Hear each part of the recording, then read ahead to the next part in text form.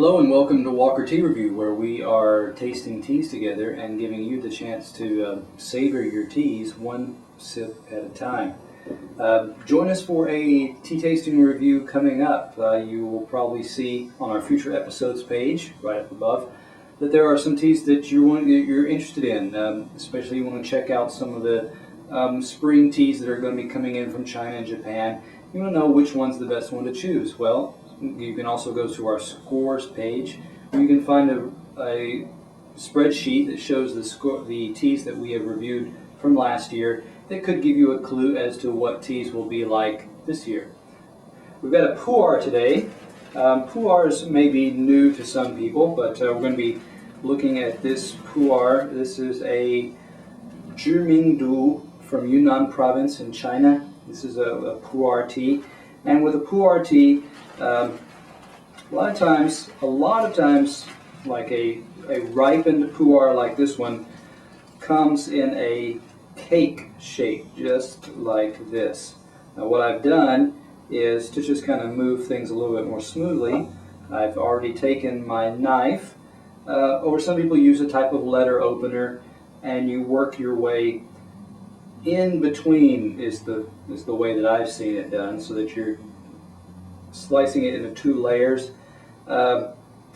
Ideally, or theoretically, this is supposed to give you more solid leaf pieces there, and so we've broken off a piece already. I'm going to add it to our. Gotta want to be careful because that is hot. I accidentally touched just a little bit of that. Okay. Now, because I don't want to let my pu'er steep for too long, I'm going to kind of delay pouring that for just a minute. Let me set that over to the side. And with a pu'er, another note, let's see, I'm going to use, got an extra bowl here. The initial pour, the initial rinse, I should say, is a useful thing to do because there can be some elements that have collected on the surface of that pu'er that are less than desirable.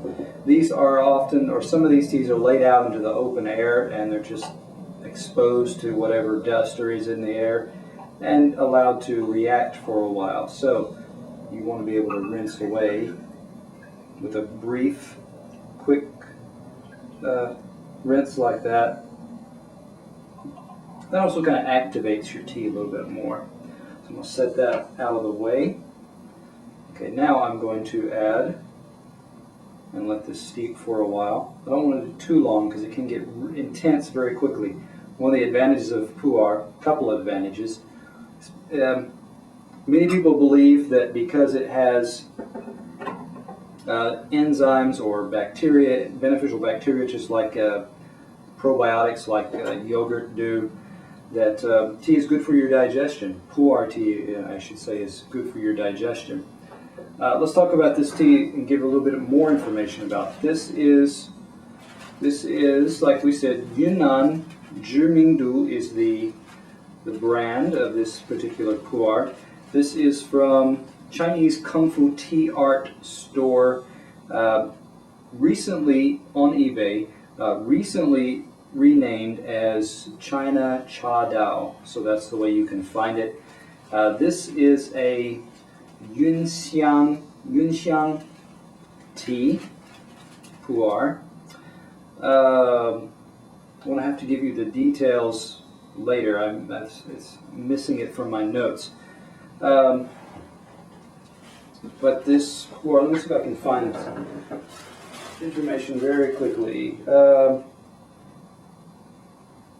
That's about it. So we know it's from Yunnan province. I'll provide the background on the blog post there just below here. It's from Yunnan province, the general home of pu'er teas. It is a ripe or a shu pu'er. Some people will say shou, but I guess the more Mandarin pronunciation is shu. Okay, let's go ahead and get this one poured so that we can move along here. Okay, we don't want it to steep too long. We've got a 3 ounce, about a 4 ounce gaiwan, and that's enough to fill our cup about halfway here. Using a white taster's tea tasting cup, part of a cupping set, it lets you kind of look down into the cup and see the colors there. I didn't want that to steep too long. Now that we've got a little bit of time, though, we can go back and just give this a quick sniff. With a pressed cake, it is difficult to see a lot or know a lot about the leaf. You can tell that there are some golden colored leaves in here, or at least some lighter brown, milk chocolate type color.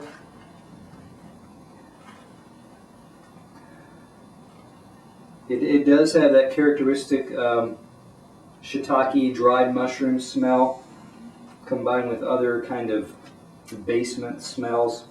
It's the best way. There's that kind of musty note to it, and that's characteristic.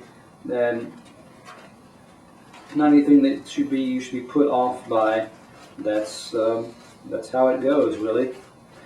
You saw a white. I should mention, in case you were thinking, what is that?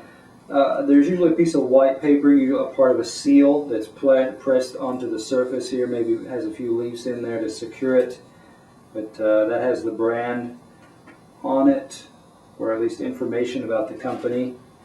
So that's a little bit of useful information. Now let's go ahead and wrap this up again. You can store these because they do age. They often increase with age, especially the sheng or the raw pu'ers, more known to increase in age and complexity as they're put away. Okay, so let's go and talk a little bit about our wet leaf here.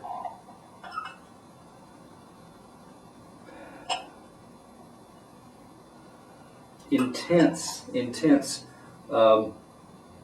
You're in your basement.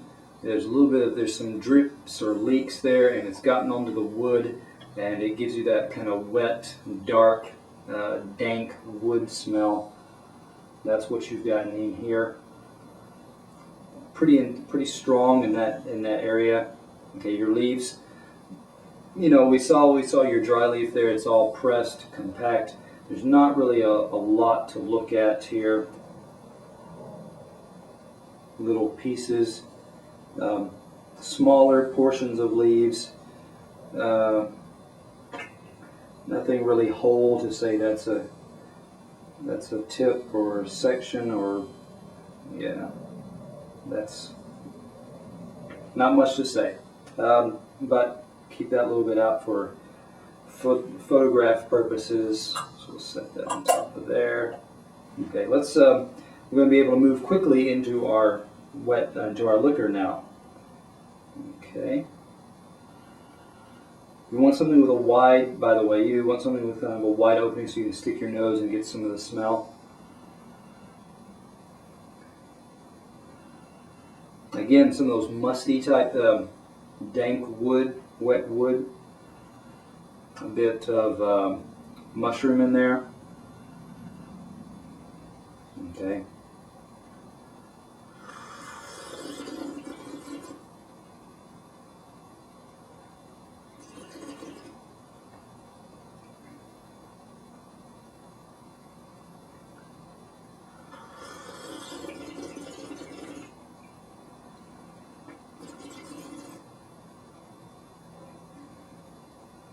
Some of your pu'ers give this kind of silken texture, almost a milky type feel, combined with a bit of matured dark chocolate type sweetness that make it feel, like I said, sweet, almost chocolatey type. This one goes in a bit of a different direction. It does have some of that that light, milky texture, but this one goes over towards a salty element. Okay, and that's what I pick up more than the sweet. Not low on astringency. No, you can't really say that it's brisk, but it does give in the back of the mouth, in the aftertaste. It gives this tingling, very warm type of fiery feel in the back of your mouth, almost like you had you had just gulped boiling water. It's not painful, but it's that heat overload type of feel in the back of your mouth. Okay.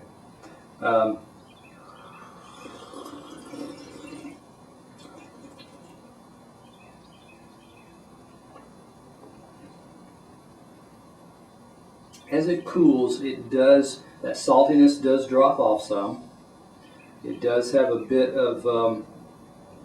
bit more of a kind of like a root sweetness to it. Not specific enough to say like a yam or sweet potato or even like a Asian taro root type element. But yeah, so looking at this tea kind of overall, we had the not much unique or anything that really stood out in the dry leaf. Not a lot to report on the wet leaf. As far as the liquor goes itself, that saltiness came out as opposed to the sweetness. Some of that kind of chocolatey type feel was present. It does have a nice milky type of feel in the mouth. It has the aftertaste gives that tingling, almost as if if you scraped your knee and then your knee becomes very acutely aware of all the tingling and the sensations around it. That's that kind of feel. It's like your mouth, the back of your mouth has just been lightly scraped in order to activate it and make it more sensitive. That's the kind of feel you're getting in the back of the throat. So when you look at this tea as a whole, well, it's hard to say here.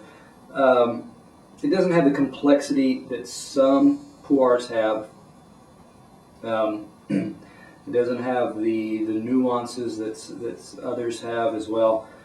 So I would have to give this a little bit of a lower score. It still has some of that nice texture to it. So overall, I'll give this one an 84. Again, this was from Chinese Kung Fu Tea Art Store, currently being labeled, or currently, of course, that eBay store currently being known as ChinaChaDao. And we looked at it here together at Walker Tea Review.